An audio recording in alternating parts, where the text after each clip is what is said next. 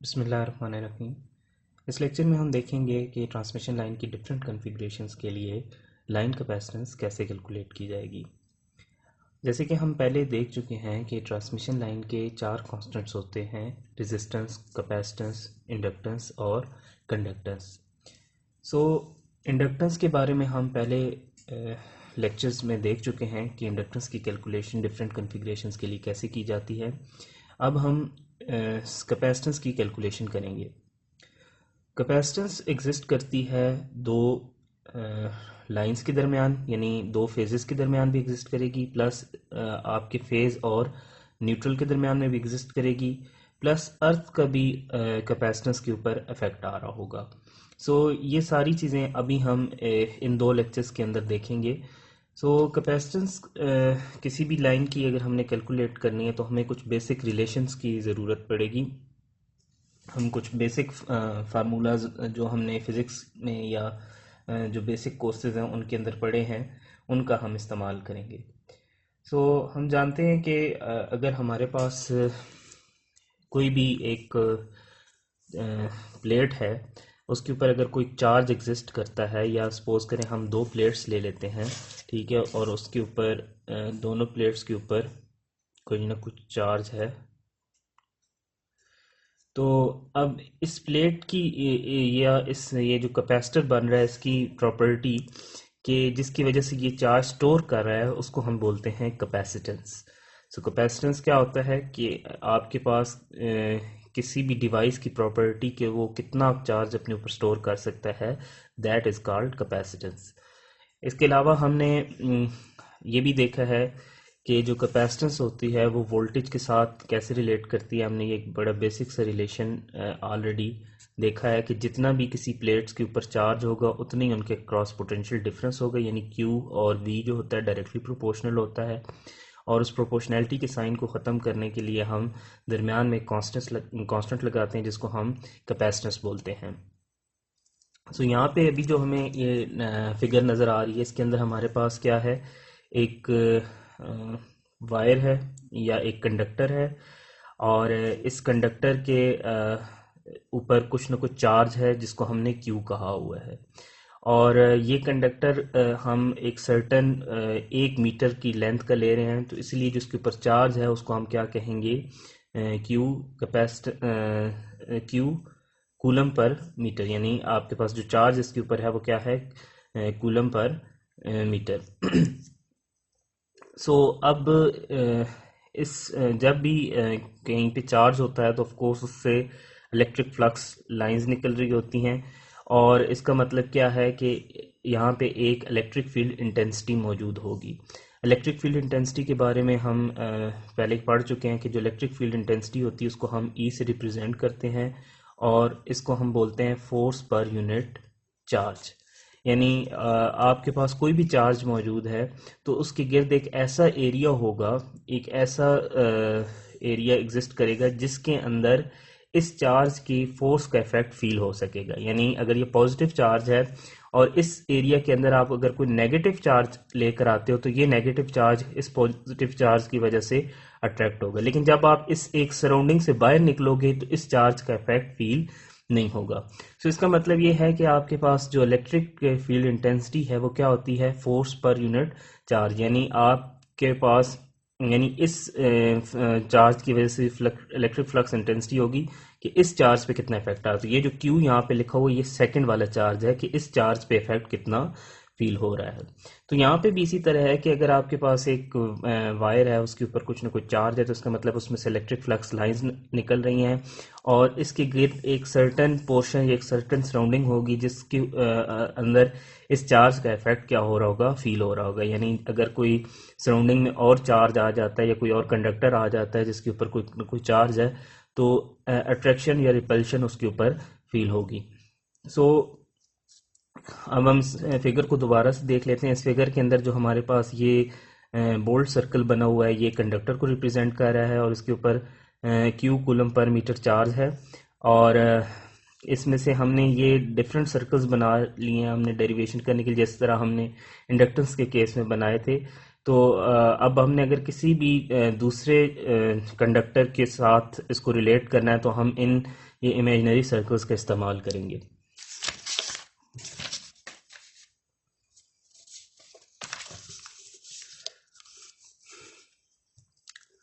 हमने कैपेसिटेंस को क्या डिफाइन कर लिया? Capacitance is basically Q by V. Q charge है और V क्या है? वोल्टेज, जो कि दो प्लेट्स के दरमियान एग्जिस्ट करती है। गॉसेस लॉ को यूज़ करके हम इलेक्ट्रिक फ्लक्स डेंसिटी का रिलेशन डिराइव कर सकते हैं। Electric flux density basically analogous है, जिस तरह आप मैग्नेटिक फ्लक्स डेंसिटी आपने पढ़ा है उसके ही। तो वहाँ पे हमने मैग्नेटिक फ्लक्स डेंसिटी जो था उसको B से रिप्रेजेंट किया था, और उन दोनों को यानी मैग्नेटिक फ्लक्स डेंसिटी और मैग्नेटिक फील्ड इंटेंसिटी को हमने इस रिलेशन से रिलेट किया था। अब एग्जैक्टली हमने कुछ ऐसे ही करना है, लेकिन यहाँ पे अब जो हम लॉ यूज़ करें वो क्या है? Gauss's law. तो गॉसेस लॉ हमें क्या बताता है कि जो आपके पास इलेक्ट्रिक फ्लक्स डेंसिटी है उसका कुछ इस तरह से रिलेशन बनता है चार्ज पर यूनिट एरिया। अब यहाँ पे एरिया हमने इस्तेमाल करना है वायर का। तो वायर यहाँ पे एक सिलेंडर की तरह बिहेव कर रही है, ठीक है। यानी आपके पास जो कंडक्टर है वो कुछ इस तरह से है। अब इसका जो एरिया बनता है वो आपके पास आएगा, अगर इसको सपोज कर ये आपने लेंथ ली है यहाँ तक, अगर आप इसको L से रिप्रेजेंट करते हैं और इसका रेडियस आप यहाँ पे ले लेते हैं। अब आपके पास अज्यूम कर लेते हैं कि x है, तो आपके पास जो इसका एरिया बनेगा वो बनेगा 2πr/L। तो यहाँ पे हमने अज्यूम किया है कि जो हमने कंडक्टर लिया हुआ है उसकी लेंथ कितनी है? 1 मीटर। तो इस वजह से यहाँ पे जो आपके पास लेंथ की जगह आप क्या लिख लेंगे? 1, और बाकी रिलेशन आपके पास क्या बनेगा? Q/2πx। अब जिस तरह से मैंने पहले बताया कि हम मैग्नेटिक फ्लक्स डेंसिटी को और मैग्नेटिक फील्ड इंटेंसिटी को आपस में इस फार्मूले से रिलेट करते थे, इसी तरह और इसमें ये जो हमारे पास होता है म्यू नॉट, क्या होता था? हमारे पास जो म्यू नॉट था ये था परमेबिलिटी ऑफ फ्री स्पेस। तो यहाँ पे भी इसी तरह होगा कि हमने यहाँ ये बी क्या रिप्रेजेंट कर रहा था? ये था मैग्नेटिक फ्लक्स डेंसिटी, और ये एच क्या था? मैग्नेटिक फील्ड इंटेंसिटी, और ये म्यू नॉट क्या था? Permeability of free space. तो अब जब आप इलेक्ट्रिक फील्ड के केस में आएंगे तो यहाँ पे इलेक्ट्रिक फ्लक्स डेंसिटी आएगा, जिसको हमने किससे रिप्रेजेंट करना है? डी से। यहाँ म्यू नॉट जो कि मैग्नेटिक फील्ड में परमेबिलिटी ऑफ फ्री स्पेस है, यहाँ पे भी अब एक आपका यानी मीडियम जो है वो कितने फ्लक्स लाइंस को अपने अंदर में से पास होने को अलो करता है, तो उसको हम कहते हैं परमिटिविटी ऑफ फ्री स्पेस। यानी जो अब यहाँ पे हम कांस्टेंट यूज कर रहे होंगे उसको आप क्या कहेंगे? एप्सिलॉन नॉट से रिप्रेजेंट करेंगे, और इसको हम बोलेंगे परमिटिविटी ऑफ फ्री स्पेस। यानी ये जो म्यू नॉट, ये एप्सिलॉन नॉट है, ये क्या है? Permittivity of free space. अगर आपके पास मीडियम कुछ और है तो आप उससे रिलेटिव परमिटिविटी का एक कांस्टेंट होगा, वो साथ मल्टीप्लाई होगा। लेकिन यहाँ पे अब हम क्योंकि जो है सिंपल एयर को मीडियम कंसिडर कर रहे हैं, तो हमारे पास जो परमिटिविटी ऑफ फ्री स्पेस है इसी की ये वाली वैल्यू 8.85 इंटू 10⁻12 फैरेड पर मीटर इस्तेमाल होगी। और जहाँ पे मैग्नेटिक फील्ड वाले रिलेशंस में एच आया था, अब यहाँ पे हम क्या इस्तेमाल करेंगे? ई। अब आपके जो यहाँ पे रिलेशन बनेगा उसके मुताबिक यहाँ पे क्या रिलेशन बनेगा? अगर हम इसके एनालॉगस एक रिलेशन लिखें तो ये बनता है D into epsilon not H. Basically ये सारी डेरिवेशंस आप फिजिक्स की जो क्लासेस हैं उनमें पढ़ के आए हैं। यहाँ पे मैं मैग्नेटिक फील्ड से इसलिए रिलेट कर रहा हूँ क्योंकि हम ऑलरेडी इसके ऊपर बड़ी डिटेल में काम कर चुके हैं। तो अब आपको समझना आसान होगा कि हमारे पास अगर वहाँ पे जो आपने फार्मूला या रिलेशन यूज़ किए हैं उन्हीं के एनालॉगस हमने यहाँ पे भी यूज़ करने हैं। तो यहाँ पे D is equal to epsilon not H क्या रिप्रेजेंट कर रहा होगा? मैग्नेटिक फ्लक्स डेंसिटी और सॉरी इलेक्ट्रिक फ्लक्स डेंसिटी और इलेक्ट्रिक फील्ड इंटेंसिटी को आपस में हम रिलेट कर रहे होंगे।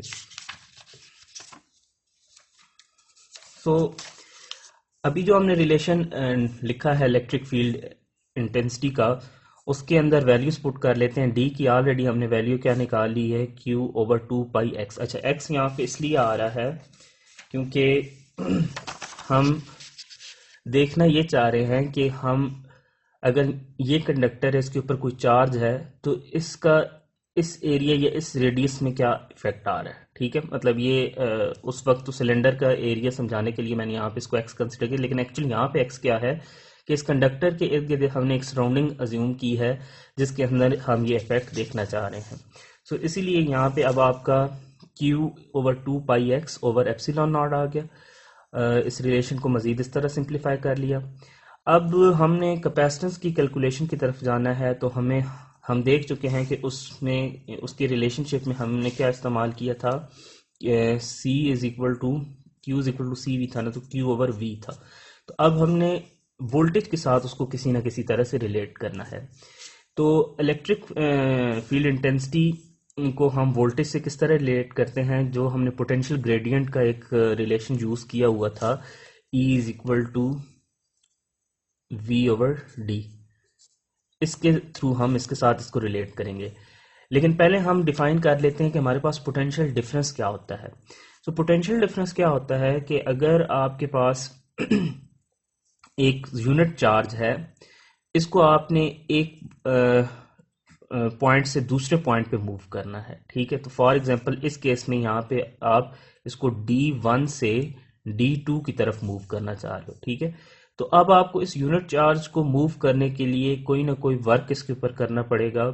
तो जो भी आप इस यूनिट चार्ज के ऊपर वर्क करोगे, इसको पॉइंट D1 से पॉइंट D2 तक करने के मूव करने के लिए, उसको आप क्या बोलोगे, पोटेंशियल डिफरेंस। अब वर्क यहाँ पे क्वेश्चन एक राइज होता है, वर्क क्यों करने की जरूरत है। वर्क इसलिए करने की जरूरत है, फॉर एग्जांपल अगर आप एक यहाँ पे ये एक चार्ज है और एक और पॉजिटिव चार्ज आप यहाँ पे लेके आते हो। अब यहाँ पे क्या है कि इसकी कोई ना कोई इलेक्ट्रिक फील्ड इंटेंसिटी है। ठीक है, अब अगर हम ये देखना चाहते हैं कि अगर हम इस चार्ज को इस पॉइंट से इस पॉइंट पे मूव करना चाहते हैं, तो ऑफ कोर्स इस इलेक्ट्रिक फील्ड इंटेंसिटी की वजह से उसको कुछ ना कुछ अपोजिशन का सामना करना पड़ेगा, और क्योंकि दोनों सेम चार्जेस हैं, तो अब आपको अगर इसको इस पॉइंट से इस पॉइंट पे लाना है, तो आपको इसके ऊपर कुछ ना कुछ वर्क करना पड़ेगा। सो इसका मतलब ये है कि हमें एक इलेक्ट्रिक फील्ड की मौजूदगी में अगर हमने एक यूनिट चार्ज को एक प्लेस से दूसरी प्लेस पे मूव करना है, तो जो भी उसके ऊपर वर्क डन करेंगे उसको हम क्या कहेंगे, पोटेंशियल डिफरेंस। ठीक है, यहाँ पे V1 2 का मतलब क्या है कि आपका 1 और 2 के दरमियान कितना पोटेंशियल डिफरेंस है, यानी आपको इस 1 पॉइंट से 2 पॉइंट तक चार्ज को मूव करने के लिए कितना वर्क डन करना पड़ रहा है। सो जो अभी यहाँ पे मैंने रिलेशन लिखा है E is equal to V over D, इसकी डिफरेंट रिलेशंस कन्वर्जन हो रही होगी। जैसे वोल्टेज के आपने अगर वर्क डन के लिहाज से फार्मूला लिखें तो V is equal to W over Q बनता है।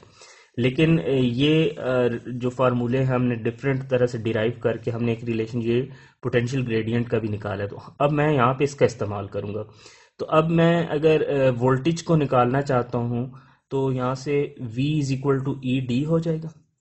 और अब क्योंकि मैंने एक पॉइंट से दूसरे पॉइंट पे मूव करना है, और मैं जो है जो ये वाला फासला होगा इसको डिफरेंट चंक्स में डिवाइड कर लूंगा और हर चंक के क्रॉस डिफरेंशियल वोल्टेज कैलकुलेट कराऊंगा। सो जब आपने ओवरऑल वोल्टेज कैलकुलेट करनी होगी, तो आपको ओवरऑल क्या करनी होगी, इंटीग्रेशन करनी होगी। तो यहाँ पे इसी तरह से करके हमने इंटीग्रेशन जब करनी है, तो जो आप वो डिफरेंशियल डिस्टेंस ले रहे होगे वो dx होगा, और यहाँ पे जो डिफरेंशियल वोल्टेज होगी वो dv होगी। तो दोनों तरफ इंटीग्रेशन करेंगे, और इंटीग्रेशन करने के बाद हमारे पास यहाँ पे जो E का वैल्यू हमने यहाँ पे निकाली हुई है उसको यहाँ पे पुट करेंगे, और हमारे पास जो फाइनल रिजल्ट है वो कुछ इस फॉर्म में निकल आएगा। अब यहाँ बेसिकली ये नेचुरल लॉग इस तरह से आ रहा है कि Q over 2 pi epsilon not पूरा कांस्टेंट है, तो ये इंटीग्रेशन से बाहर आ जाएगा, जबकि जो इंटीग्रेशन के अंदर रह जाएगा वो सिर्फ 1 ओवर x रह जाएगा। तो 1 ओवर x की जब आप इंटीग्रेशन करते हो तो नेचुरल लॉग x आता है, और जब ये आप दोनों लिमिट्स पुट करोगे तो ये हमारे पास आ जाएगा natural log d2 over d1। सो अब हमने ये एक जेनेरिक फार्मूला निकाल लिया है इसको अब हम आगे यूज़ करेंगे। सो अब हमें समझना है कि ये फार्मूला हम किस तरह से यूज़ कर सकते हैं। ये फार्मूला हम इस तरह से यूज़ कर सकते हैं कि अगर हमारे पास हमने दो कंडक्टर्स के दरमियान या दो कोई भी प्लेट्स हैं या दो पॉइंट्स के दरमियान पोटेंशियल डिफरेंस निकालना है, तो पोटेंशियल डिफरेंस हम कैसे निकालेंगे कि हम चार्ज जिसकी वजह से फील्ड एग्जिस्ट कर रही है उसको 2 पाई एप्सिलॉन नॉट से डिवाइड किया, और वो डिस्टेंस दो लिखेंगे जिनके दरमियान आपने उसको मूव करवाना है। तो जो इनिशियल डिस्टेंस होगा या इनिशियल पॉइंट होगा वो आपका D1 है और ये D2 है। अच्छा, यहाँ पे ये जो D1 और D2 इस तरह से है कि अगर आप इसको ये जो किसी रेफरेंस से D1 और D2 कैलकुलेट हो रहे होंगे, तो अगर किसी एक रेफरेंस से आप सपोज करें इस रेफरेंस से ले तो ये D1 बनेगा, ये इतना डिस्टेंस, और ये जो बनेगा ये D2। ये आने वाली स्लाइड्स में आपको मजीद क्लियर हो जाएगा कि ये चीज़ क्या है।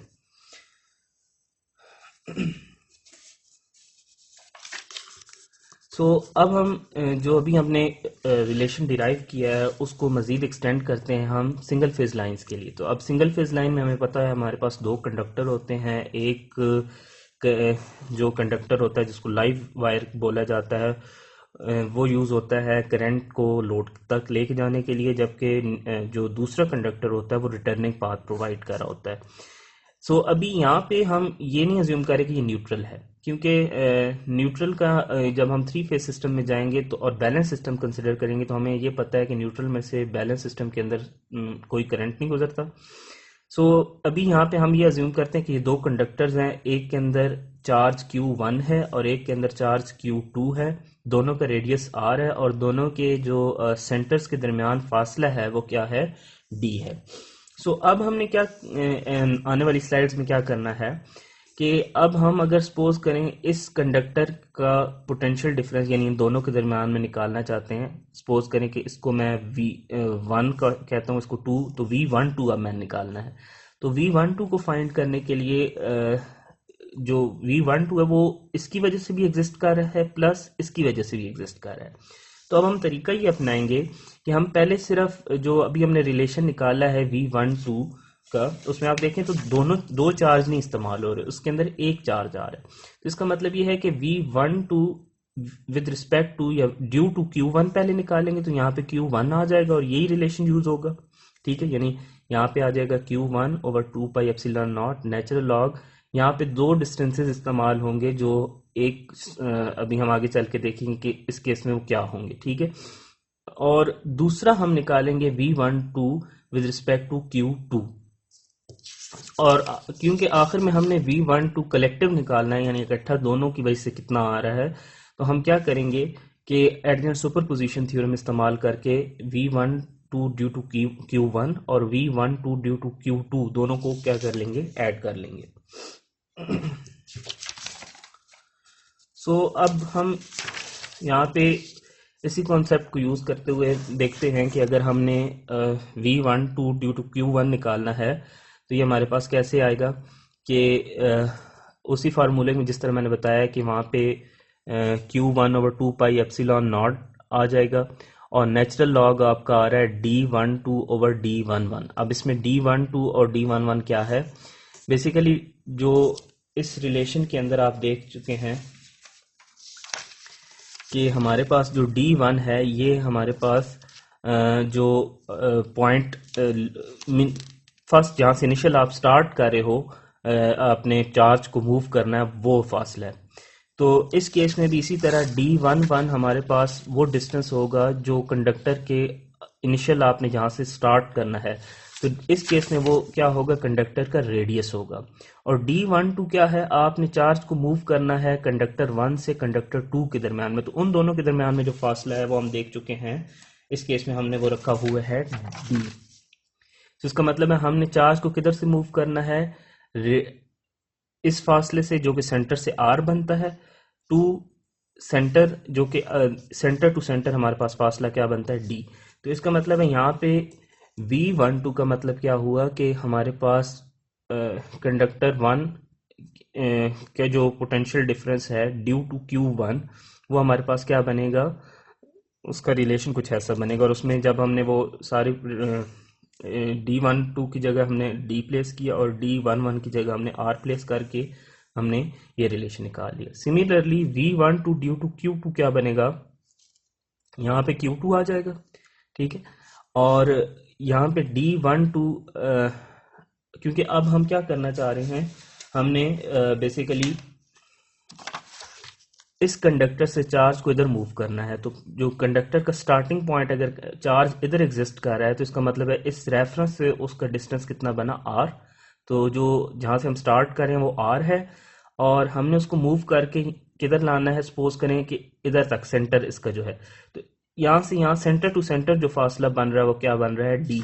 सो अब इसका मतलब है यहाँ पे हमारे पास क्या आ जाएगा, D21 का मतलब क्या है, 2 और 1 के दरमियान फासला, यानी D12 और D21 इस केस में दोनों सेम है तो यहाँ पे D आ जाएगा। और D22 क्योंकि दोनों कंडक्टर सेम रेडियस के हैं तो यहाँ पे दोनों के केस में यहाँ पे R आ जाएगा।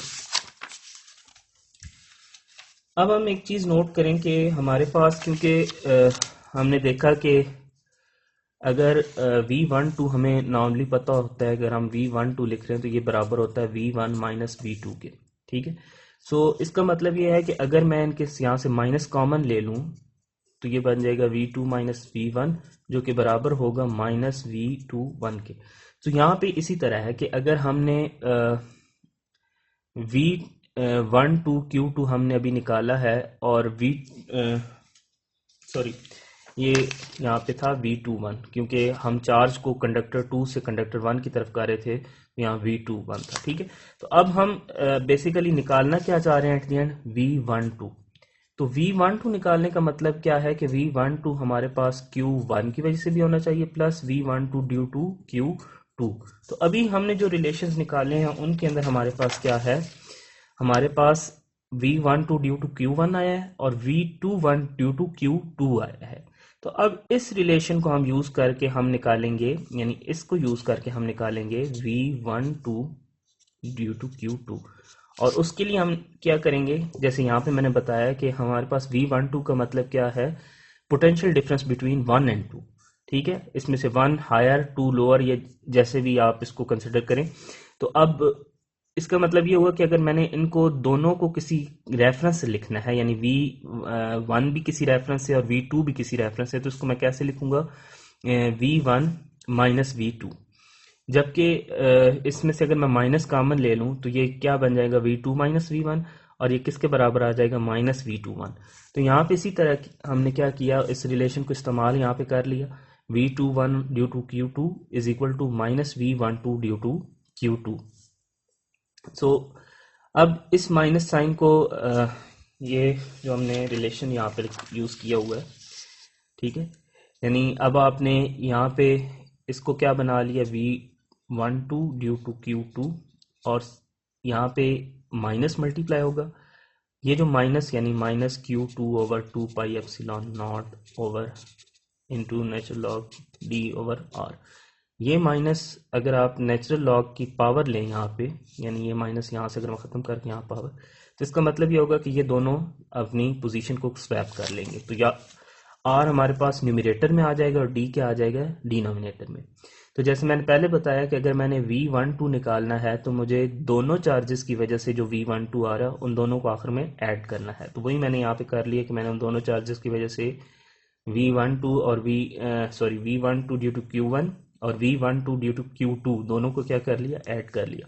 सो अब यहाँ पे जो रिलेशंस हम पहले ऑलरेडी डिराइव कर चुके हैं उनको यहाँ पे मैंने पुट कर दिया।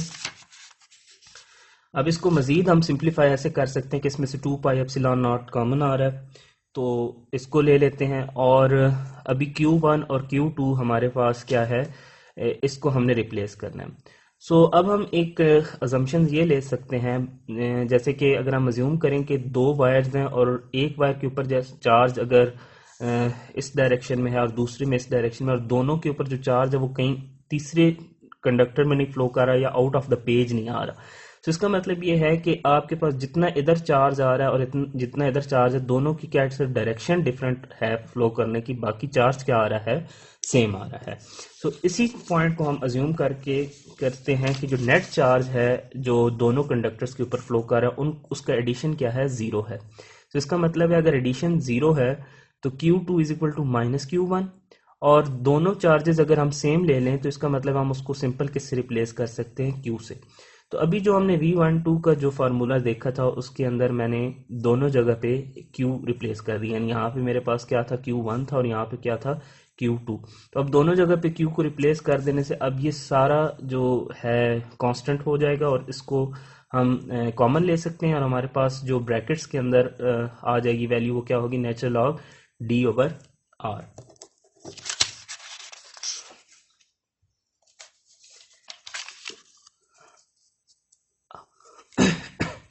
सो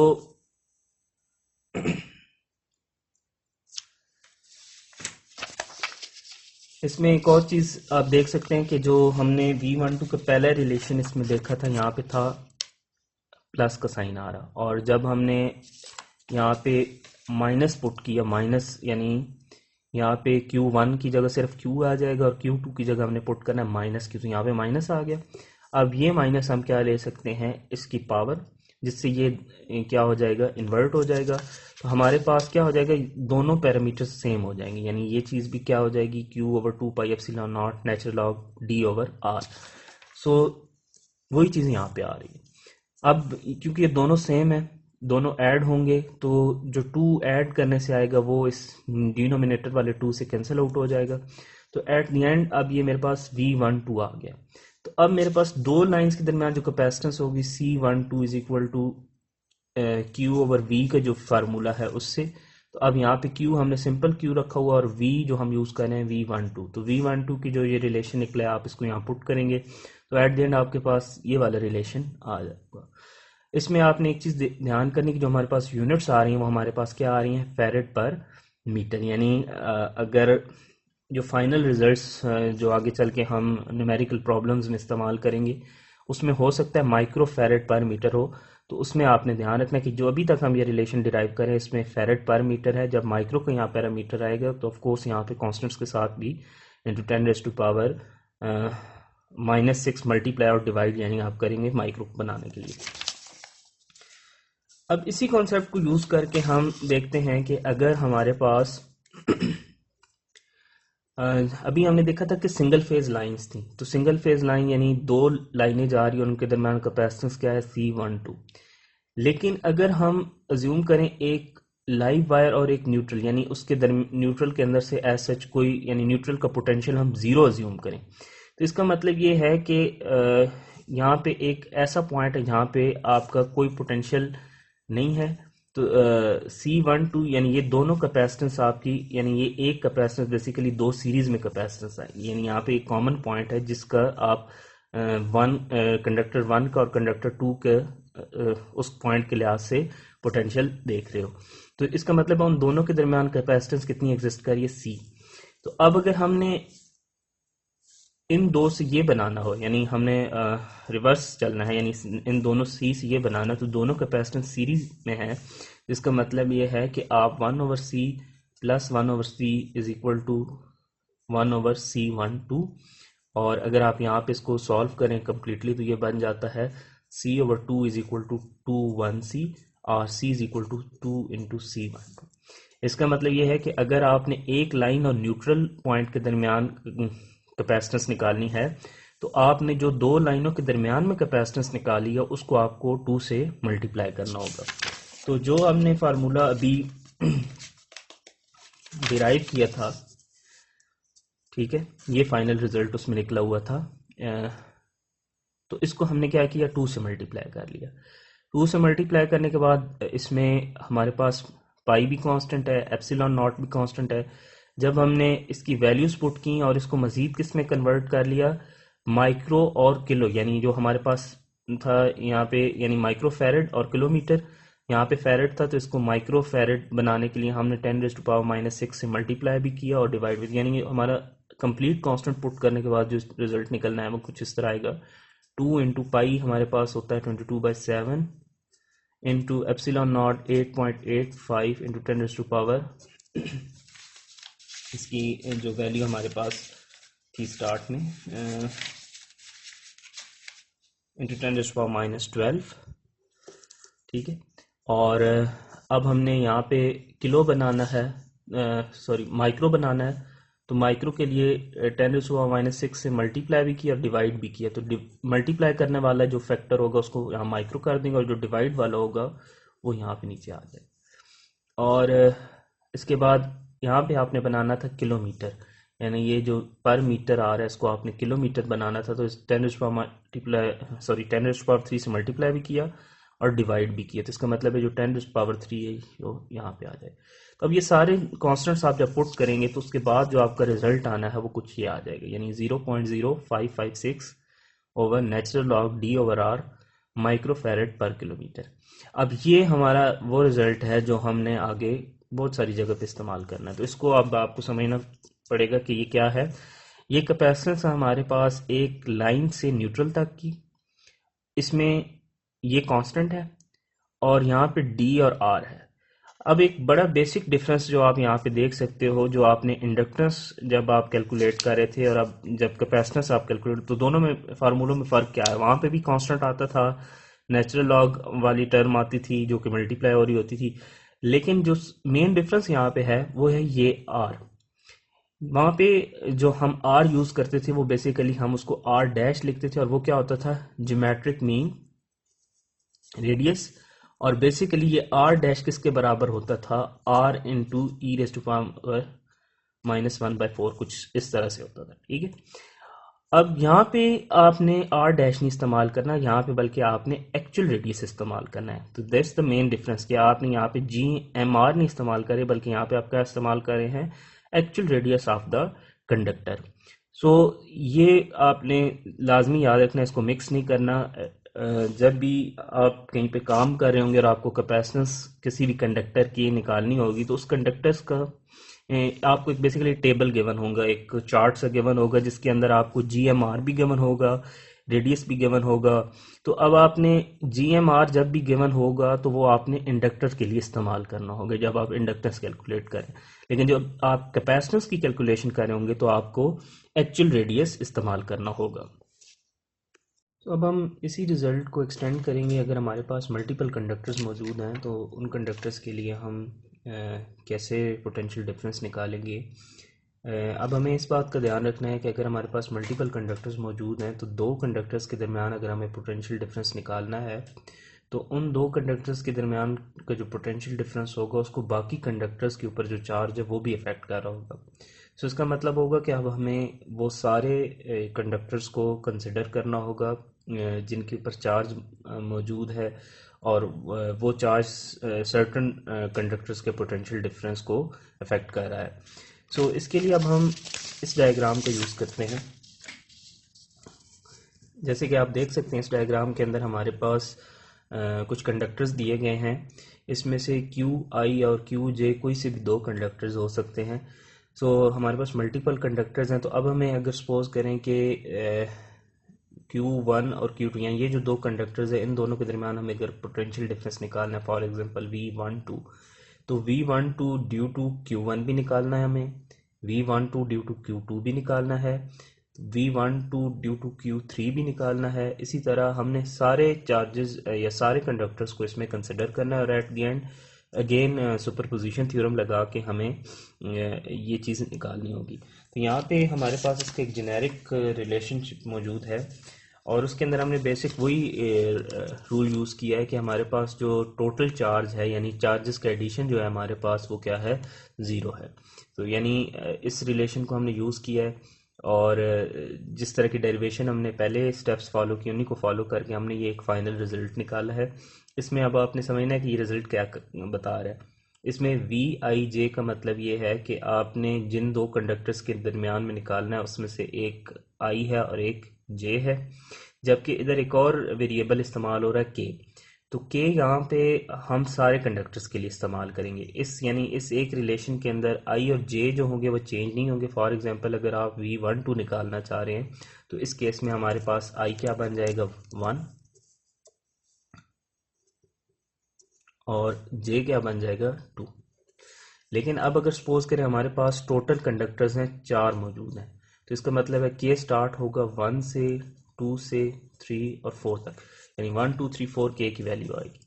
सो अब जब आप ये चीज़ें यहाँ पे पुट करेंगे तो अब हमने निकालना क्या है, V12, ठीक है। तो अब इसको मैं पहले सिंप्लीफाई करके लिख लेता हूँ कि V12 due to Q1 plus V12 due to Q2 plus V12 due to Q3 plus V12 due to Q4, यानी 4 टर्म्स आनी है। एक V12 को निकालने के लिए हमें 4 टर्म्स का इस्तेमाल करना है। तो V12 ड्यू टू Q1 में क्या होगा, ये कांस्टेंट है तो ये हर एक टर्म के अंदर एक ही जैसा आ रहा होगा। जो यहाँ पे Q आ रहा है ये हम देख चुके हैं कि जिस चार्ज के हवाले से आप कैलकुलेशन कर रहे हैं उस चार्ज को आपने यहाँ पे मेंशन करना है। जैसे अगर आपने पहली टर्म में V12 due to Q1 use करना है तो यहाँ पे Q1 आएगा, दूसरे में Q2, इसी तरह करके। जो ये डिस्टेंसेस हैं ये आप देख लें कि यहाँ पे कैसे आ रहे हैं। देखें ये जैसे नीचे लिखा आ रहा है DKI, के की वैल्यू हम वेरी कर रहे हैं, और आई यहाँ पे आप देख लें कि जिस कंडक्टर को हमने यहाँ पे पहले लिखा है, यानी हमने V12 अगर निकालना है तो यहाँ पे आई यानी जो पहले लिखा हुआ है वो यहाँ पे नीचे आ रहा है, जबकि जे जो सेकंड पे लिखा हुआ है वो न्यूमरेटर में आ रहा है। यानी अब इसके अंदर जो आप डिस्टेंस इस्तेमाल करोगे उसमें नेचुरल लॉग की सिर्फ मैं टर्म यहाँ लिख रहा हूँ, तो नेचुरल लॉग आएगा D12 D11, इसके लिए नेचुरल लॉग आएगा D। अब हमारे पास K इस केस में क्या हो गया है, K हमारे पास इस केस में 2 है, तो यहाँ पे आ जाएगा 2 2 और D2 1, फिर नेचुरल लॉग D के 3 है 3 3 और D3 1 plus natural log D 3 4 और सॉरी 4 4 और सॉरी ये यहाँ पे J क्योंकि 2 था, यहाँ पे 3 2 आना है और यहाँ पे आएगा 4 2। सॉरी मैं दोबारा बता देता हूँ कि यहाँ पे हमारे पास J2 है तो J को नहीं चेंज करें, तो यहाँ पे 2 ही आ रहा है 4 2 और यहाँ पे हमारे पास आएगा J4 1। सो अब आप देख सकते हैं कि ये डिस्टेंसेस किस तरह से आ रहे हैं, ठीक है। अभी हम आगे जब 3 फेज़ की कैलकुलेशन करेंगे तो वहाँ पे ऑफ कोर्स मल्टीपल कंडक्टर्स आएंगे। तो हम 3 फेज़ की 2 कन्फिग्रेशंस देख चुके हैं, एक के अंदर जो कंडक्टर्स होते हैं वो सिमेट्रिक कन्फिग्रेशन में लगे होते हैं और एक में एसिमेट्रिक कन्फिग्रेशन में लगे होते हैं। तो अब हमने उनके अंदर भी इसी तरह के फार्मूले को इस्तेमाल करना है। तो फॉर टाइम बिंग अगर हमें जो हमने अभी तक पढ़ा उसमें से हमें एक कॉन्सेप्ट आ गया कि अगर हमने 2 लाइंस के दरमियान पोटेंशियल डिफरेंस निकालना है तो उन लाइंस को जो ट्रांसमिशन लाइन जिसके ऊपर चार्ज है और वो उस पोटेंशियल डिफरेंस को अफेक्ट कर रहा है उन सारों को हमने कंसिडर करना है। तो अगर हमें मल्टीपल कंडक्टर्स दे दिए गए हैं तो उसके अंदर हमने इस रिलेशनशिप को इस्तेमाल करना है, और इसमें आपने देखना है कि 3 वेरिएबल्स आ रहे हैं आई जे और के। तो आई जिसको आपने यानी हायर पे या सॉरी बेसिकली लोअर पे रखा होगा, तो जैसे हम निकालते हैं V12 तो V1 और 2 यानी यहाँ पे I1 है और J हमारे पास क्या है 2 है। इसी तरह जो K है वो वेरी कर रहा होगा from 1 to up to nth value, जितनी भी वो लाइंस या जितने भी चार्जेस हमारे पास मौजूद हैं। तो अब हम इसी कॉन्सेप्ट को यूज़ करेंगे 3 फेज़ लाइंस के लिए। 3 फेज़ लाइंस के अंदर हमारे पास सिमेट्रिक और एसिमेट्रिक आएंगी, तो आपको वहाँ पे मज़ीद क्लियर हो जाएगा कि ये फार्मूला कैसे अप्लाई हो रहा है। तो अब हम कंसिडर करते हैं 3 फेज़ ट्रांसमिशन लाइन और जो हम लाइन इस पर कंसिडर कर रहे हैं वो क्या है, एसिमेट्रिक स्पेसिंग है। एसिमेट्रिक स्पेसिंग के बारे में हम पहले पढ़ चुके हैं कि जब कंडक्टर्स के दरमियान एसिमेट्रिक स्पेसिंग हो तो उससे इंडक्टेंस के केस में हमने पढ़ा था क्या इफेक्ट आता है, और हर लाइन के इंडक्टेंस डिफरेंट हो जाती है और इंडक्टेंस डिफरेंट होने की वजह से हर लाइन का जो ड्रॉप था वो डिफरेंट होता है और आपका सिस्टम क्या होता है, अनबैलेंस्ड हो जाता है। तो इस चीज़ को हमने इसको रेक्टिफाई कैसे किया था कि हमने लाइंस को क्या कर लिया था, ट्रांसपोज कर लिया था। ट्रांसपोजिशन में हमने क्या देखा था कि आप हर कुछ फासले के बाद एक लाइन की पोजीशन चेंज कर देते हो और उसको बाकी लाइंस के साथ क्या करते रहते हो, स्वैप करते रहते हो। इससे ये होता है कि जो average distance at the end of the transmission line her line ने एक जितना ही कवर किया होगा, यानी इवन ये एसिमेट्रिकल स्पेसिंग है, लेकिन क्योंकि आपने इनकी बार बार पोजीशन चेंज की है तो जो एवरेज डिस्टेंस हर लाइन ने कवर किया होगा वो एक ही होगा, और जो एवरेज इंडक्टेंस इन केस में आ रही थी वो भी तीनों के केस में सेम आ रही थी। तो यहाँ पे भी हमने यही किया है। अब हम जो अभी हमने कॉन्सेप्ट पढ़ा है मल्टीपल कंडक्टर्स के लिए, उसको यूज़ करके यहाँ पे वोल्टेज निकालते हैं, और उसके बाद हम देखेंगे कि कैपेसिटेंस इस केस में कैसे निकाली जाती है। सो हम देख चुके हैं कि अगर हमारे पास मल्टीपल कंडक्टर्स मौजूद हैं तो हमने जो अजम्पशन ली हुई है कि हमारे पास सम ऑफ चार्जेस जो है वो क्या है, ज़ीरो है। तो इस वक्त हमारे पास तीन लाइंस हैं, तो तीनों लाइंस के जो Q A, Q B, Q C है, इनको ऐड करके हमारे पास आंसर क्या निकल रहा है, ज़ीरो। सो अब हमने क्या करना है कि अगर हमने वोल्टेज निकालनी है वी ए बी, अभी हम एक निकालेंगे और उसको बाकियों के लिए जनरलाइज कर लेंगे। वी ए बी हमने निकालनी है, और हम किसके लिए निकाल रहे हैं, सेक्शन 1 के लिए। सेक्शन 1 का मतलब ये है कि जो इस वक्त आपका ये वाला हिस्सा है, आप सिर्फ इतने हिस्से के लिए वी ए बी निकाल रहे हैं। तो अगर हमने इतने हिस्से के लिए वी ए बी निकालना है तो अब हमने इसके लिए, क्योंकि हमारे पास तीन चार्जेस हैं, तो इसका मतलब ये है कि जो हम वी ए बी इतने हिस्से के लिए निकालेंगे उसके अंदर तीन टर्म्स आएंगी। एक क्यू वन की वजह, सॉरी क्यू ए की वजह से आएगा, एक क्यू बी की वजह से होगी टर्म, और एक क्यू सी की वजह से होगी। सो अब अगर हमने इसके आगे रिजल्ट्स निकालने हैं तो जो हम तरीका अपनाएंगे वो बेसिकली जो हमने शुरू की स्लाइड्स में देखा था कि हम कंडक्टर एक अज्यूम करते थे और उसके गिर्द हम एक सर्कल्स लगा के हम ये चीज़ कर रहे होते थे। अब यहाँ पे भी ऐसे ही होगा कि अगर हमने एक V A B due to certain charge हमने निकालना है तो हमने दो सर्कल यूज़ करने हैं। जैसे अगर आपने V A B due to Q A निकालना है तो आप दो कंसेंट्रिक सर्कल्स लगाएंगे। कंसेंट्रिक सर्कल्स कौन से होते हैं, ऐसे सर्कल्स जिनका सेंटर एक ही हो, यानी आपके पास फॉर एग्जांपल एक सेंटर है और सर्कल्स जो हैं उनका रेडियस क्या है, इस तरह डिफरेंट है, तो ये कंसेंट्रिक सर्कल्स हो गए। तो अब हमने कंसेंट्रिक सर्कल निकालने हैं जिनका सेंटर जो है वो ए से, एक कंडक्टर ए से कंसाइड कर रहा हो, ठीक है, यानी उनका सेंटर क्या हो, ए। सो अब ये कैसे चेंज होगा, अब आगे जब हमने क्यू बी की वजह से निकालना होगा तो उसका सेंटर क्या हो जाएगा, बी।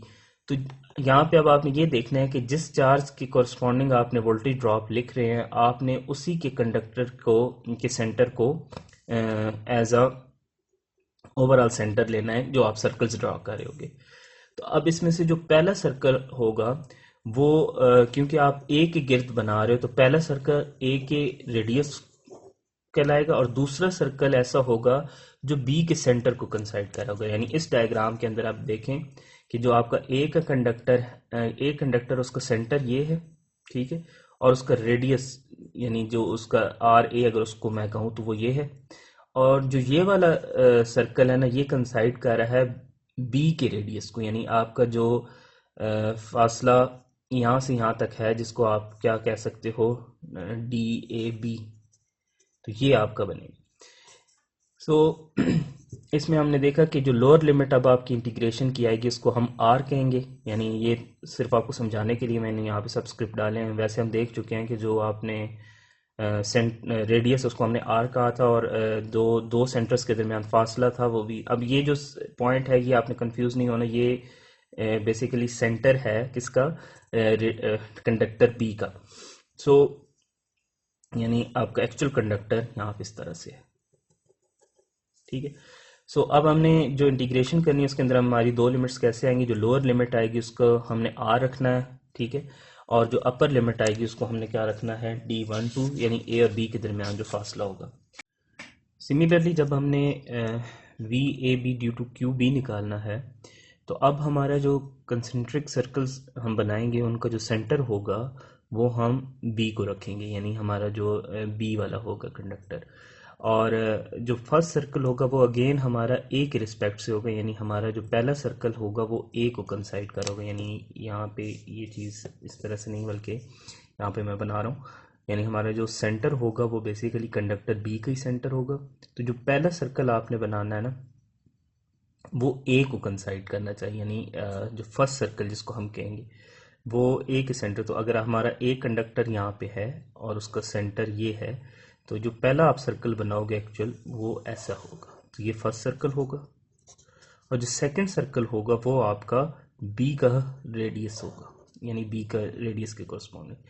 तो इसमें अब ये फर्स्ट सेकंड सर्कल के यहाँ पे इसलिए कि आपको ये डिफाइन करनी है कि लिमिट्स कौन सी हैं। तो इंटीग्रेशन की लिमिट्स हमेशा, अब आपने 3 पॉइंट्स यहाँ पे आ रहे हैं, आपने याद रखना है कि जो कंसेंट्रिक सर्कल बनेगा वो बनेंगे, उसका जो सेंटर होगा, कॉमन सेंटर जिसको आप कह सकते हैं, वो क्या होगा, जिस चार्ज के कॉरस्पॉन्डिंग आप वोल्टेज डिफरेंस निकाल रहे होगे उस चार्ज का सेंटर होगा। जबकि हमेशा आपने जो फर्स्ट सर्कल कहना है वो उस सर्कल को कहना है जो आपका यहाँ पे पहले सबस्क्रिप्ट को पॉइंट कर रहा होगा, यानी अब आपका कंडक्टर ए के जो सेंटर को कंसाइड कर रहा होगा वो आपका फर्स्ट सर्कल होगा, और हमेशा ये वाला सेकंड हो जो सेकंड सबस्क्रिप्ट में आएगा। तो अब ये हमारा जो है ए को कंसाइड कर रहा है, ये बी वाले को कंसाइड कर रहा है। तो इसका मतलब ये है कि अब ये जो क्या कहते हैं फर्स्ट वाला सर्कल है, ये आपके क्या डिफाइन करेगा, लोअर लिमिट इंटीग्रेशन की, और ये आपका जो सेकंड सर्कल है ये आपके डिफाइन करेगा अपर लिमिट। तो इस लिहाज से अगर आप देखें तो जो हमारी लोअर लिमिट बनती है वो बनती है इसका बी के सेंटर का ए के सेंटर से फासला, जो कि हमारे पास क्या है, डी ए बी या D12 आप कह सकते हैं। जबकि जो दूसरी लिमिट बनती है वो हमारे पास बनती है बी का इस सेंटर का और इस सर्कल का फासला, जो कि आर बी का रेडियस है, यानी जिसको हमने क्या कहा हुआ है, सिंपल आर। इसी तरह अब हमने अगर V A B due to Q3 निकालना है, या QC सॉरी निकालना है, तो इस केस में भी हम क्या करेंगे कि हमने जो कंसेंट्रिक सर्कल बनाने हैं वो हमारा उसका सेंटर क्या होगा, कंडक्टर सी का जो सेंटर बन रहा है।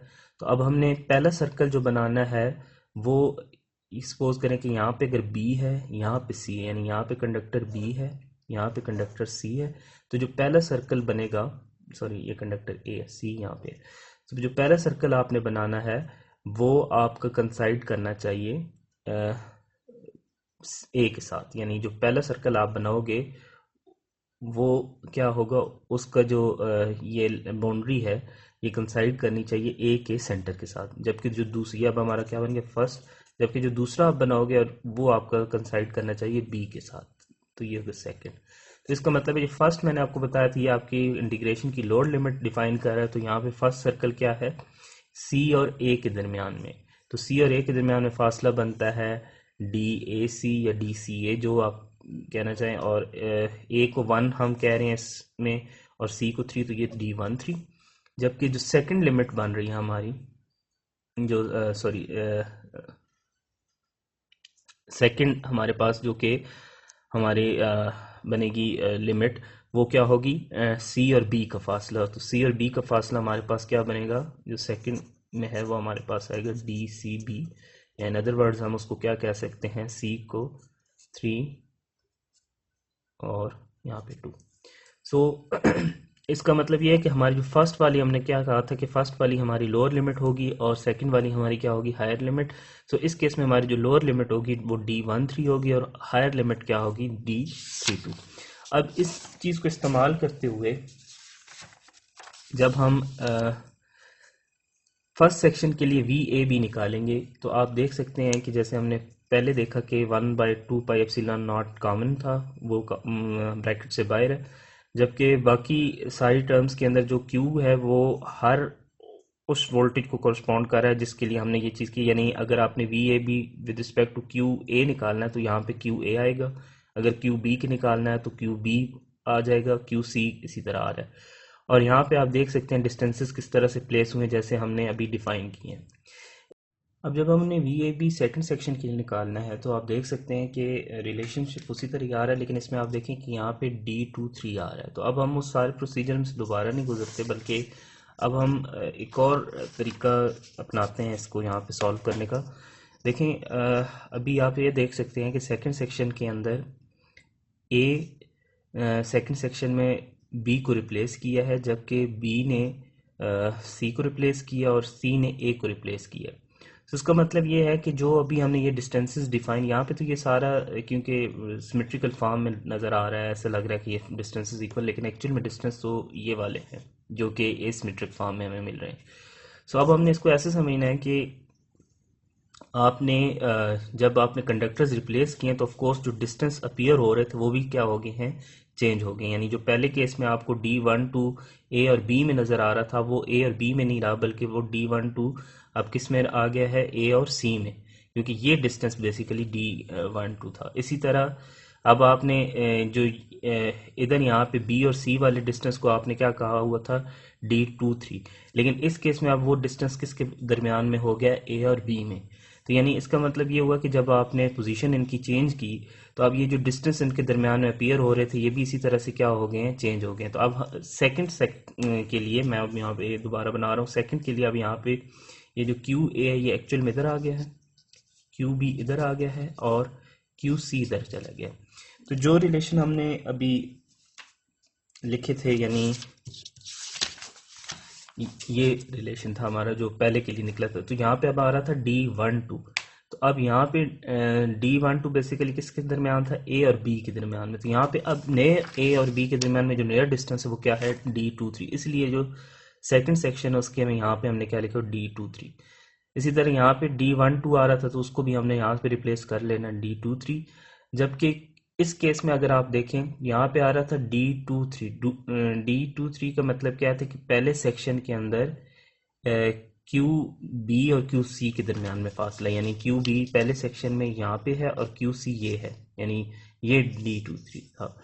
लेकिन अब हमारे पास क्यू बी और क्यू सी यहाँ पे आ गए, यानी क्यू बी इधर है क्यू सी इधर है, तो इसलिए जो अब डिस्टेंस यहाँ पे यूज होगा वो क्या होगा, D13। इसी तरह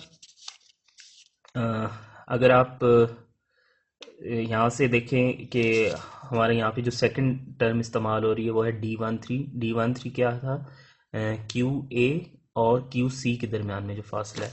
तो अब यहाँ पे नया जो क्यू ए और क्यू सी के दरमियान में फासला बन रहा है वो क्या बन रहा है, D12। इसलिए यहाँ डिनोमिनेटर में क्या आ गया, D12। तीसरे सेक्शन को भी आप इसी तरह एनालाइज करेंगे तो आप देखेंगे कि हमारे पास जो डिस्टेंसेस है वो कुछ इस तरह से आ गए होंगे। अब हमने क्या करना है कि जैसे मैंने शुरू में बताया कि अब हमने जब भी ट्रांसपोजिशन करते हैं तो आपको अगर याद हो तो हम इंडक्टेंस के केस में भी क्या करते थे, एवरेज कैलकुलेट करते थे। यहाँ पे भी हमने अब क्या करना है कि इन सारों को ऐड करके हमने क्या करना है, एवरेज कैलकुलेट करनी है। नेक्स्ट स्लाइड पे जाने से पहले हम देख सकते हैं कि एवरेज से हमारे रिजल्ट्स कैसे आएंगे, कि ये तीनों कॉन्स्टेंट्स हैं तो ये ब्रैकेट से बाहर आ जाएंगे, बाकी इन सारों को आप ऐड करेंगे तो इनमें जो रिजल्ट है वो डायरेक्टली यहाँ पे जैसे अभी ये लिखा हुआ है कुछ इस तरह से आ रहा होगा। इसमें ये जो 3 है ये एवरेज का है, यानी आपने 3 टर्म्स ऐड किए और उसको डिवाइडेड बाय 3 करना है। तो ये 3 जो आप डिवाइड करें वो है 1/2 पाई एप्सिलॉन नॉट, जो आपके पास सब में कॉमन आ रहा है वो है। जबकि ये सारे डिस्टेंसेस जब आप ऐड करोगे तो अब आपने इनको सॉल्व इस तरह करना है कि जिनके साथ क्यू ए आ रहा है उनको आपने इकट्ठा कर लेना है, यानी आपने क्यू ए कॉमन लिया और आपने नेचुरल लॉग, अब इसको मैं डायरेक्ट यहाँ पे सॉल्व करता हूँ। आपको पता है कि नेचुरल लॉग में जो न्यूमरेटर वाली टर्म्स है इनको आप इकट्ठा लिख सकते हो, यानी natural log D12 D23 D13, और डिनोमिनेटर में तीनों में आर आ रहा है। तो ये हमारे साथ पास क्यूब ए की टर्म आएगी।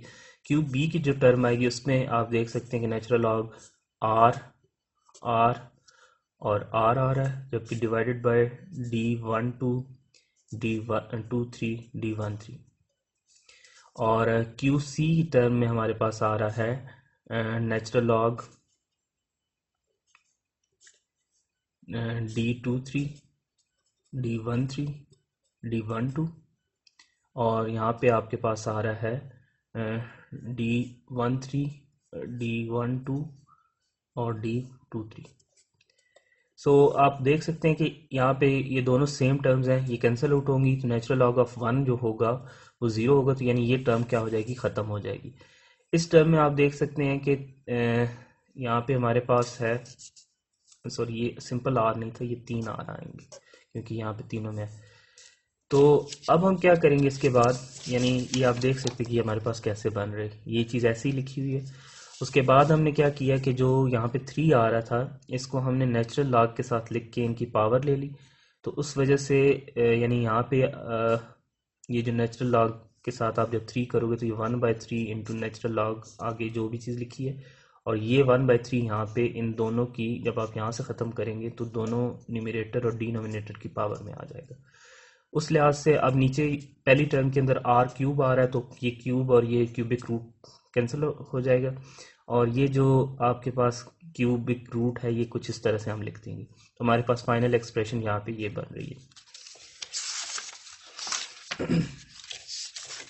तो इसके बाद अब हम ऑलरेडी इंडक्टेंस जब हमने कैलकुलेट की थी तो डिफाइन कर चुके थे कि जब आप दो कंडक्टर्स के दरमियान का फासला लेते हो और उन सारी टर्म्स को आपस में मल्टीप्लाई करते हो और उनका फिर रूट लेते हो, यानी जितनी आपकी टर्म्स यहाँ रूट के अंदर आ रही होंगी उतना ही आपका रूट बनेगा, यानी अगर 4 टर्म्स हैं तो 4th रूट बनेगा। तो अब आपके पास ये इस चीज़ को हमने क्या कहा था, जीएमडी।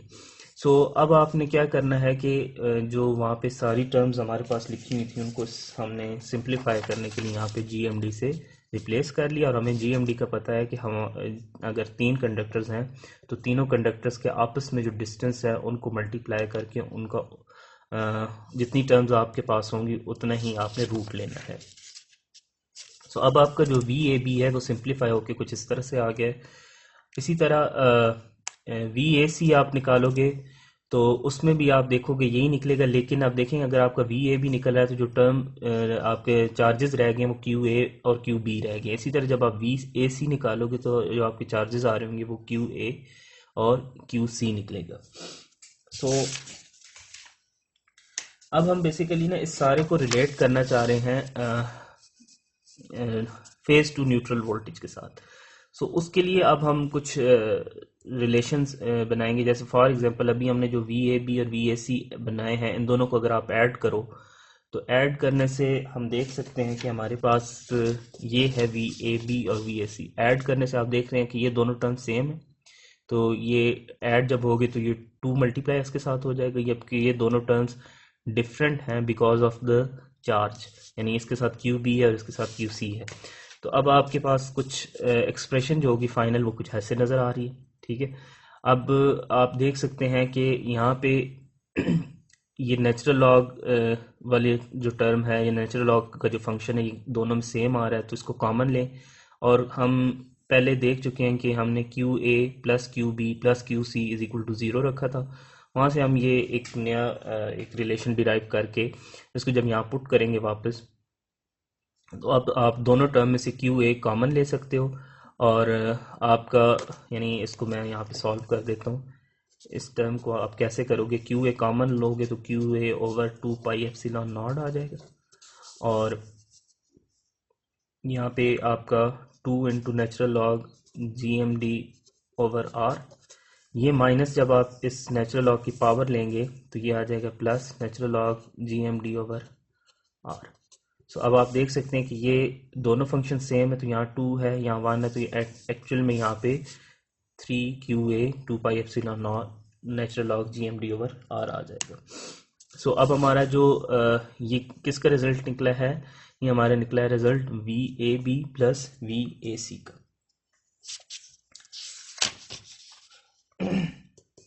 सो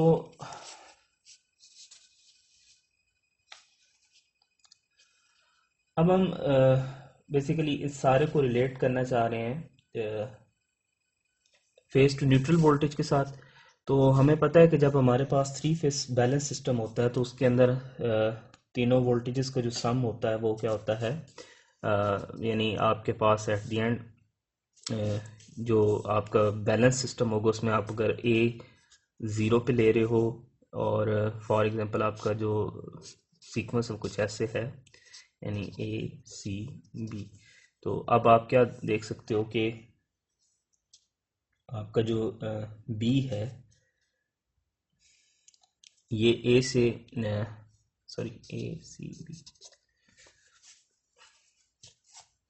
तो यहाँ पे वी बी जो होगा अगर दोनों बैलेंस्ड है तो वोल्टेज दोनों की सेम होगी, तो यानी मैग्नीट्यूड उतने है, लेकिन ये ए से कितने पे है, -120 डिग्री पे है क्योंकि आप क्लॉकवाइज चल रहे हो।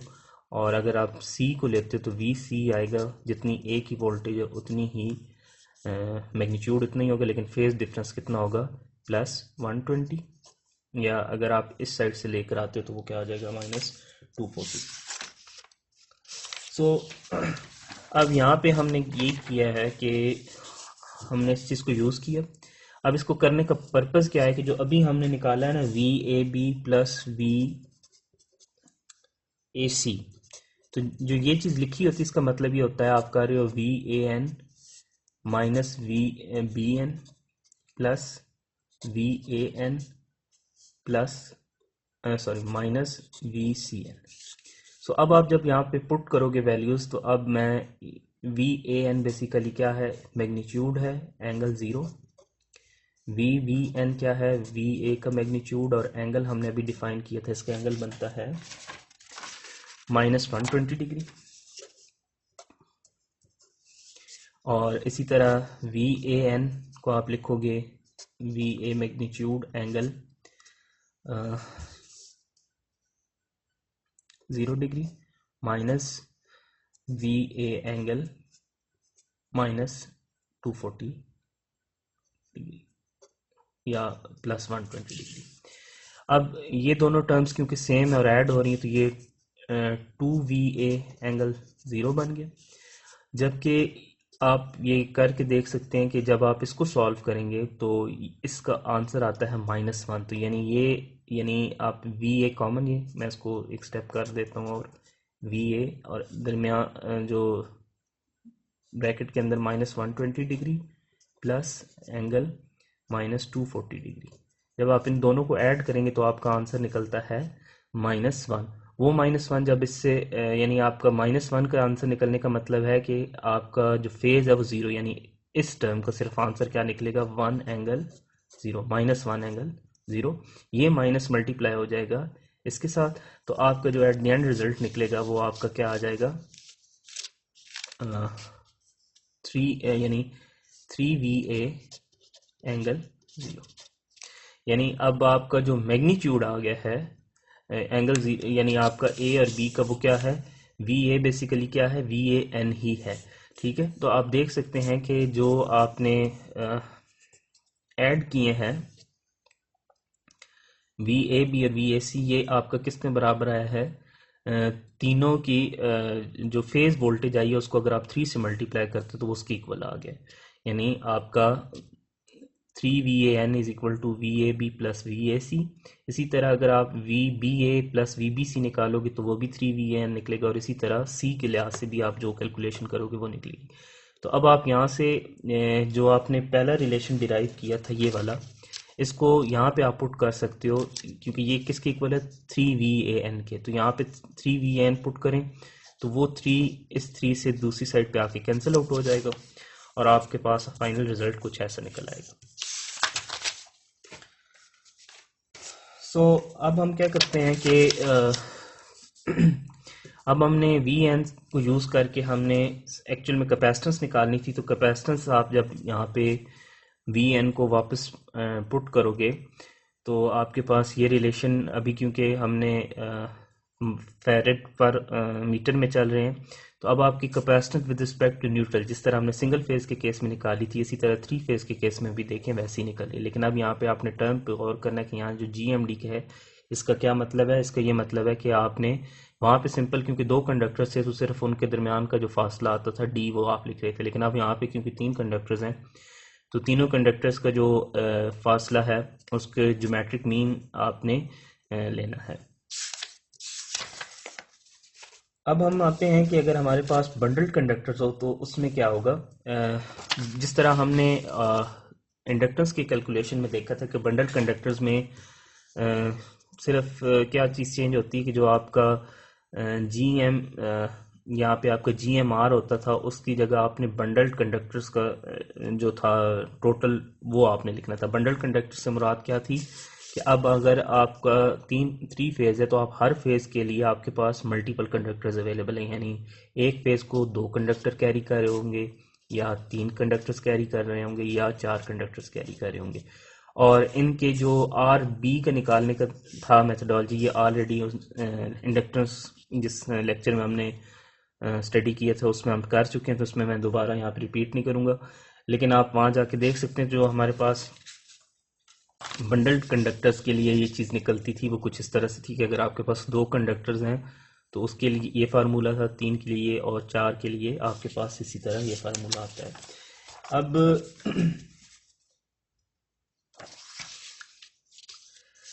अब आप क्या करो कि सिर्फ ये डिफरेंशिएट करने के लिए कि आपका इंडक्टेंस और कैपेसिटेंस में क्या आ रहा है। अब यहाँ पे जब आप थ्री फेज सर्किट और ट्रांसपोज अज्यूम करोगे तो यहाँ पे अब आपका जहाँ पे आपने बंडल कंडक्टर्स के लिए आर बी लिखा हुआ था, जैसे यहाँ पे था, ये आपने इंडक्टेंस के लिए इस्तेमाल किया था। इसी तरह अब आपका यहाँ पे जो आएगा वो जी एम आर सी आएगा, ठीक है। वहाँ पे क्योंकि आप आर जो यूज़ करते थे वो बेसिकली आर डैश के लिहाज से होता था, तो अब आपका कैपेसिटर्स के केस में अब आपका जी एम आर सी आएगा। तो जी एम आर सी यहाँ पे जो सी लिखा जा रहा है, ये पहले भी आपको लेक्चर में बताया जा चुका है कि इंडक्टेंस जब हमने कैलकुलेट की थी कि वहाँ पे हमने जी एम आर एल लिखा था, तो वहाँ पे जी एम आर एल लिखने का मतलब ये था कि वो ज्योमेट्रिक मीन रेडियस था with respect to for the calculation of inductance. अब ये जो जी एम आर है ये है कैपेसिटेंस के लिए, और ये डिफरेंट होगा विद रिस्पेक्ट टू, सॉरी ये डिफरेंट होगा as compare to G M R I. So ये दोनों सेम नहीं होंगे, तो आपने अब इसका ध्यान रखना। अभी हम जब न्यूमेरिकल एग्जांपल करेंगे तो उसमें आपको क्लियर हो जाएगा कि हमने ये जी एम आर सी कैसे एवेलुएट करना है।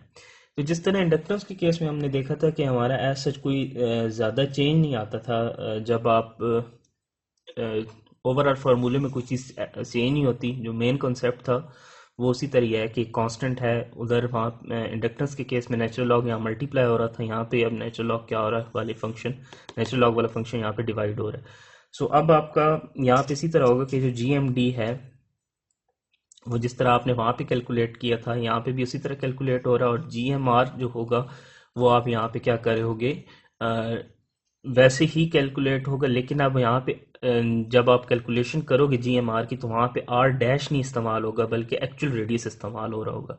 तो अभी जी एम आर सी निकालने का तरीका ये होगा कि अब यहाँ पे हम R A R B R C इस्तेमाल करें, और आर ए का मतलब ये है कि अब ये हमारे पास डबल सर्किट लाइन के लिए है, तो इसका मतलब ये हुआ कि आपका अगर थ्री फेज सर्किट भी है तो उसमें आपके एक ही टावर के ऊपर दो सर्किट जा रहे हैं, और अगर ये कंडक्टर्स बंडल्ड हैं, यानी अगर यहाँ पे दो सर्किट, यानी ये एक वन सर्किट है और सर्किट टू है, और इसके अंदर भी आगे अगर सपोज करें बंडल्ड हैं, ठीक है, तो अब हमारे पास क्या होगा कि एक तो आप इस बंडल्ड की वजह से इनका रेडियस आ रहा होगा, और एक इन दोनों के कंडक्टर्स का आपस में फासले की वजह से आ रहा होगा, ठीक है। यानी ये ए वन हो गया, ये ए टू।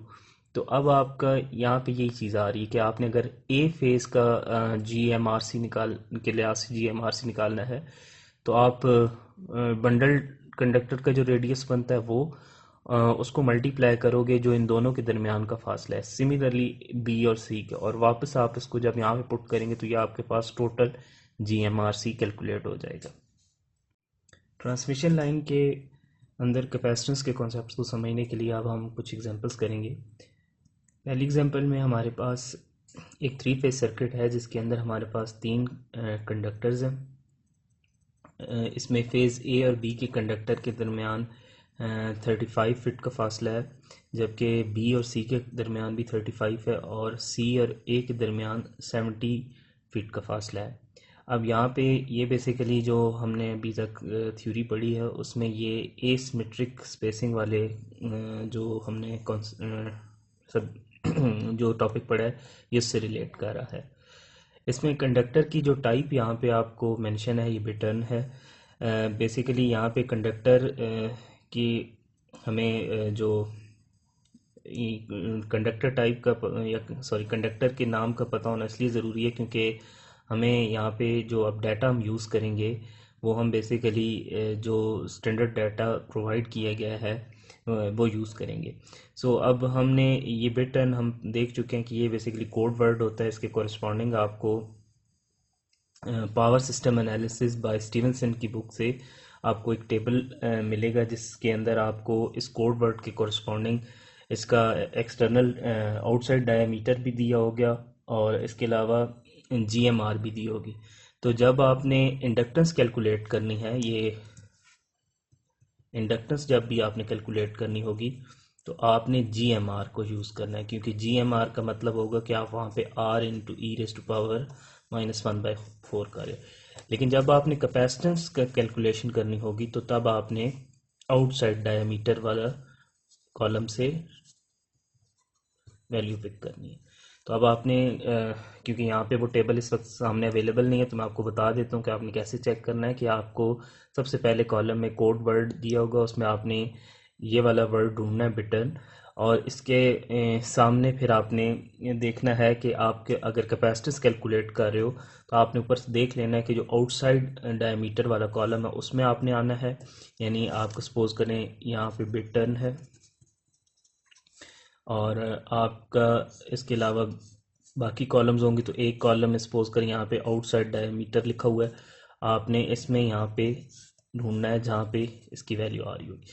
तो ये जो आपने वैल्यू यूज़ करनी है ये आपने कैपेसिटेंस की कैलकुलेशन के लिए करनी है। लेकिन जब आपने इंडक्टेंस की कैलकुलेशन करनी है तो तब आपने जी एम आर वाले कॉलम से वैल्यू को पिक करना है।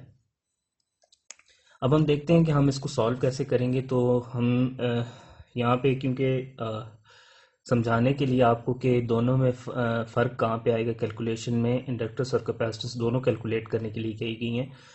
तो इंडक्टेंस की कैलकुलेशन हम ऑलरेडी देख चुके हैं कि इंडक्टेंस की कैलकुलेशन का फार्मूला क्या होता है। हम 0.2 natural log G M D over D S यानी जी एम आर। सो इसमें हमने जी एम डी दोनों के केस में सेम निकलता है। जी एम डी हम पढ़ चुके हैं कि हर कंडक्टर का दूसरे कंडक्टर से फासला और उन सब का ज्योमेट्रिक मीन, यानी हमारा यहाँ जो जी एम डी बनेगा वो basically D A B, D A C और डी बी सी ये तीनों होंगे। और क्योंकि तीन वैल्यूज़ ले रहे हैं तो इनका थर्ड रूट आपने या क्यूबिक रूट आपने कैलकुलेट करना है। तो इन वैल्यूज़ को ये जो फीट में है इनको आप यहाँ पे पुट करेंगे। अच्छा, यहाँ पे एक और भी आपने ध्यान रखना है कि ये जो आपको आउटसाइड डायमीटर या जी एम आर अवेलेबल होगा, बल्कि इस कॉलम में सिर्फ आउटसाइड डायमीटर है। आउटसाइड डायमीटर जो आपको यहाँ पे दिया हुआ है ये इंच में दिया हुआ है। तो आपने इसको फीट में या कन्वर्ट कर लेना, या फिर ये जो आपको फीट दिया हो इसको आपने इंच में कन्वर्ट कर लेना। तो उसकी कन्वर्जन का ये तरीका होगा कि 1 feet is equal to 12 inches.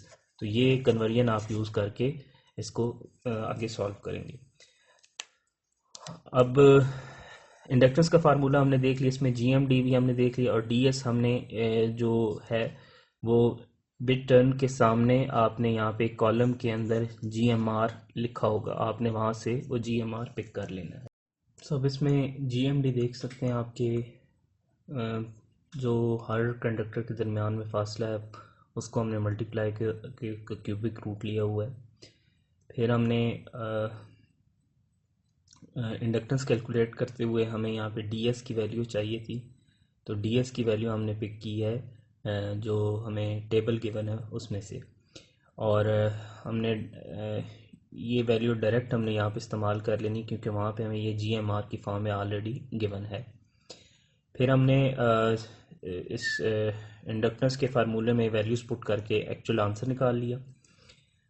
अब हमें जब कैपेसिटेंस कैलकुलेट करनी है तो कैपेसिटेंस के फार्मूले में हमें यहाँ पे आर चाहिए। तो हमने टेबल के अंदर आउटसाइड डायमीटर वाले कॉलम में से वैल्यू पिक की, और वो हमें क्योंकि डायमीटर गिवन है तो उसको रेडियस में कन्वर्ट करने के लिए हमने उसको 2 से डिवाइड किया। और हमें इंच में वो वैल्यू गिवन है तो उसको हमने फीट में कन्वर्ट करने के लिए उसको 12 से डिवाइड करके उसको फीट में कर लिया। तो यहाँ पे हमारे पास जो अब आप वैल्यू पुट करोगे आर की वो ये वाली होगी, और एट द एंड कैपेसिटेंस का आंसर कुछ इस तरह से निकलेगा। नेक्स्ट एग्जांपल में हम देखते हैं कि अब अगर हमारे पास बंडल्ड कंडक्टर्स होंगे तो क्या होगा। इस एग्जांपल में आप देख सकते हैं कि हमारे पास डाटा कुछ इसी तरह है, लेकिन अब हमारे पास जो कंडक्टर हैं वो जो कोड वर्ड उसका रूक है। सो अब आप क्या करेंगे कि इसके कॉरस्पॉन्डिंग जो है आउटसाइड डायमीटर और जीएमआर देखेंगे। हमारे पास बंडल कंडक्टर्स हैं तो इसका मतलब है कि अब हमें जो जीएमडी होगा वो तो यानी आपस के फासले जैसे D1 2 D2 3 और D1 3 है। लेकिन जब हमने इसमें कैलकुलेशन करनी होगी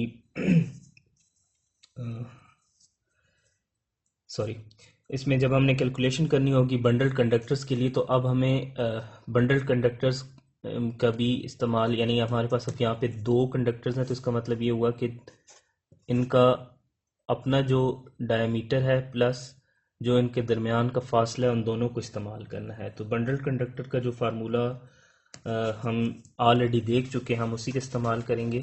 कि हमने देखा कि बंडल कंडक्टर्स, जैसे अभी इसमें आप देख सकते हैं कि जीएमडी हमने उसी तरह फाइंड किया। उस टेबल से हमने जो डीएस है यानी इंटरनल जो उसका आर डैश की वैल्यू वो हमने निकाल ली, और फिर हमने इसको आर डैश को एट द एंड मल्टीप्लाई, क्योंकि दो कंडक्टर हैं तो एट द एंड इसको मल्टीप्लाई करना था जो हमारे पास इन दोनों के दरमियान में फासला है कंडक्टर्स के। तो अब जो कंडक्टर्स के दरमियान में फासला है वो हमारे पास, क्योंकि यहाँ पे 18 इंच है, तो इसको हमने क्या कन्वर्ट किया है, फिट में कन्वर्ट कर लिया है। तो हमने क्या किया, 18 को 12 से डिवाइड किया और हमारे पास 1.5 फीट आ गया, और उसका हमने यहाँ पे ये अंडर रूट लेके हमने बंडल कंडक्टर के लिए जीएमआर निकाल लिया। तो हमने उसको यहाँ पे यूज़ कर लिया। इसी तरह जब आपने कैपेसिटेंस की कैलकुलेशन करनी है, तो कैपेसिटेंस की कैलकुलेशन के लिए अब हम रूट के कोरस्पॉन्डिंग जो आउटसाइड डायमीटर हमें दिया होगा वो हम पिक करेंगे, और डायमीटर से हम पहले रेडियस निकाल लेंगे, और रेडियस को जो है वो, क्योंकि हमें इंच में दिया हुआ, उसको फीट में कन्वर्ट कर लेंगे। और अगेन जिस तरह पिछले इंडक्टेंस के केस में हमने क्या किया था कि ये जो हमारे पास वैल्यू आ रही है, या उसके उधर हमारे पास बेसिकली जीएमआर आ रहा था, यानी आर डैश, यहाँ पे ये आर है। तो हमने क्या किया था, एट द एंड हमने उसको मल्टीप्लाई किया था जो कंडक्टर्स का आपस में फासला है उसके साथ। तो ये बेसिकली वही फार्मूले यूज़ हो रहे हैं जो हमने लेक्चर के पहले हिस्से में देखे हैं। सो अब यहाँ पे आपने उसको मल्टीप्लाई करके आंसर निकाला, और एट द एंड फाइनल फार्मूले में पुट करके आपने 0.0107 माइक्रोफैरड पर किलोमीटर आंसर निकाल लिया। तीसरी एग्जांपल अब हम करेंगे